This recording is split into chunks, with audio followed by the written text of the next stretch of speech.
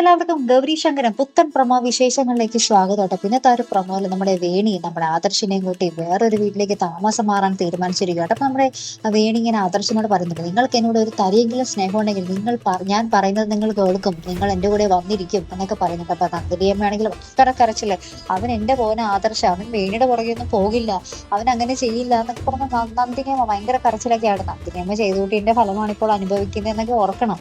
അപ്പുറത്താണെങ്കിൽ നമ്മുടെ ശങ്കർ എങ്ങനെയും ആ ഒരു എന്താ പറയാ ഒരു പോലീസ് സ്റ്റേഷന്റെ ഉള്ളിലേക്ക് കയറി പറ്റുന്നുണ്ട് കേട്ടോ. ആ ഒരു മുതലാളിനെ സോപ്പിട്ട് ആ ഒരു പണിക്കാരുടെ ഇടയിൽ നമ്മുടെ ശങ്കരൻ കയറി ആ ഒരു ജയിലിലേക്ക് ഇങ്ങനെ അന്വേഷിക്കാൻ നമ്മുടെ ഗൗരിയൊക്കെ ഇവര് പുറത്തെങ്ങും കാണുന്നില്ലല്ലോ എന്നൊക്കെ പറഞ്ഞ് ഇങ്ങനെ അന്വേഷിച്ചുകൊണ്ടേ ഇരിക്കുക. അപ്പോഴാണ് നമ്മുടെ പോലീസ് ഓഫീസർ ഉണ്ടല്ലോ, ആ ഒരു ഓഫീസറെ കൊണ്ടുപോയി നമ്മുടെ ഗൗരിയെ ഇങ്ങനെ എന്തൊക്കെയോ പറഞ്ഞ് ഇങ്ങനെ ചോദ്യം ചെയ്യുന്നതും ഗൗരിയെ പിന്നെ ഇങ്ങനെ മുടിക്ക് കുത്തിപ്പിടിച്ച് നിൽക്കുന്നൊക്കെ ഉണ്ട്, അടിക്കാൻ വേണ്ടി പോകുന്നൊക്കെ ഉണ്ട്.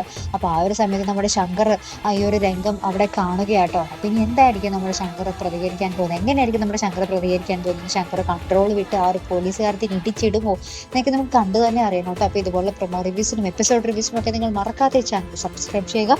അടുത്തൊരു വീഡിയോ വരുന്നത് വരയ്ക്കും ഗുഡ് ബൈ.